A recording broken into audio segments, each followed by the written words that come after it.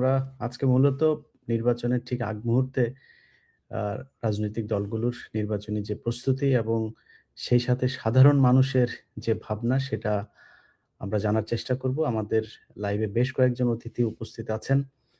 আ তার মধ্যে আমাদের সাথে উপস্থিত আছেন আ ঢাকা ১৭ আসন তারেক রহমানের যে আসনে জনাব খালিদুজ্জামান তিনি প্রতিদ্বন্দ্বিতা করছেন। সে আসনে তারেক রহমানের নির্বাচনী যেই আ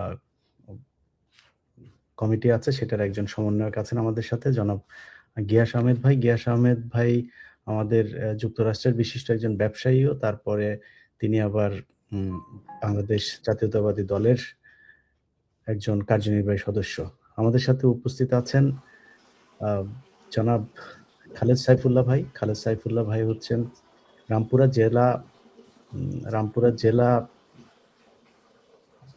জামায়াতের সেক্রেটারি এবং নাহিদের যে নির্বাচনী পরিচালনা কমিটি আছে সেটারও একজন সদস্য। আমাদের সাথে আরো আছেন আ নূর আমিন ভাই।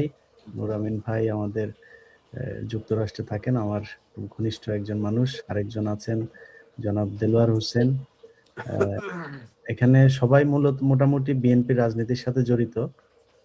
এর মধ্যে নূর আমিন ভাই তিনি কিছুটা মধ্যপন্থা অবলম্বন করে থাকেন। তিনি শুধু আওয়ামী বিরোধী। আমার মতো আরকি।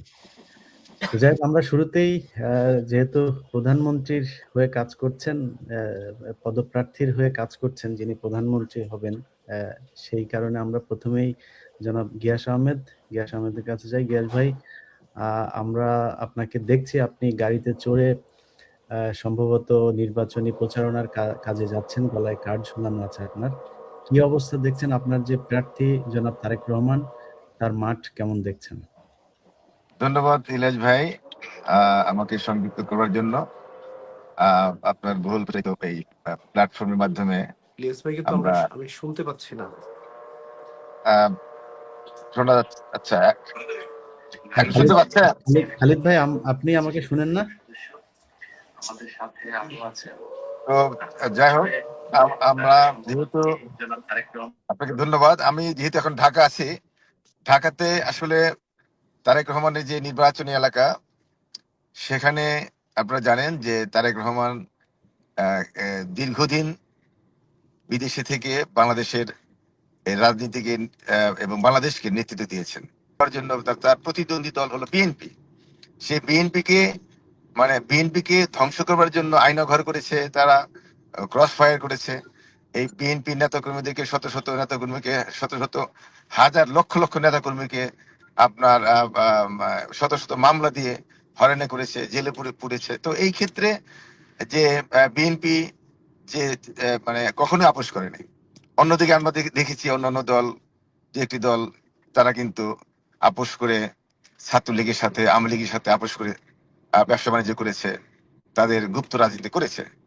তো বিএনপি হলো দৃশ্যমান। সেই আপনার একটা জিনিস বলতে চাই যে শেখ হাসিনা দিনের ভোট রাতে করেছে, সেটা কিন্তু কারণ তারেক রহমানের যে নেতৃত্বের কারণে। যে তারেক রহমান যে জনগণকে ঐক্যবদ্ধ রেখেছিলেন, বিএনপিকে ঐক্যবদ্ধ রেখেছিলেন বলেই শেখ হাসিনা ভয়ে দিনের ভোট রাতে করেছে। আবার শেখ হাসিনা আমরা দেখেছেন যে দামি নির্বাচন করেছে। কেন করেছে? দামি নির্বাচন তো বিএনপিকে ভয়ের কারণেই করেছে, যে বিএনপি 200 আসনে বেশি পেয়ে যাবে সুষ্ঠু নির্বাচন হলে। এবং তারেক রহমান লন্ডন থেকে বলেছিলেন জনগণের উদ্দেশ্যে যে আপনারা এই নির্বাচনে, পাতানো নির্বাচনে অংশগ্রহণ করবেন না। এবং জনগণ তার কথা শুনেছে। দেখেন 300 প্রার্থী, আওয়ামী লীগের 300 প্রার্থীর বিরুদ্ধে কোনো স্বতন্ত্র প্রার্থী, একজন স্বতন্ত্র প্রার্থীও দেয়নি। কারণটা কি? তারেক রহমান বলেছিলেন এই নির্বাচন বয়কট করুন। জনগণ তার নেতৃত্বে শুনেছে এবং জনগণ ঐক্যবদ্ধ ছিল বলেই তো আপনার শেখ হাসিনা ডামি নির্বাচন নিতে বাধ্য হয়েছে। ডামি নির্বাচন কাকে বলে? যে তার নিজের দলের লোকদেরকে আবার দাঁড়া করানো হয়েছে, কারণ জনগণ স্বতন্ত্র প্রার্থীও দাঁড়ায়নি। তো এই কৃতিত্ব তো কার? তারেক রহমানের। তো সেক্ষেত্রে আমি বলবো যে আপনার এই জুলাই যে গণ অভ্যুত্থান হলো, গণ অভ্যুত্থানের প্রথম তো তারা এই ছাত্ররা আপনার কোটা সংস্কারের জন্য আন্দোলনটা করেছিল। তারা কিন্তু মানে কোনো সরকার পতনের আন্দোলন করেনি। আমাদের ফখরুল সাহেব অনেকেই সমর্থন দিয়েছিল বিগিনিং এ, কিন্তু সেই সমন্বয়করা বলেছে আপনারা এটাকে দলীয়করণ করবেন না, রাজনীতিকরণ করবেন না। তো তারপরে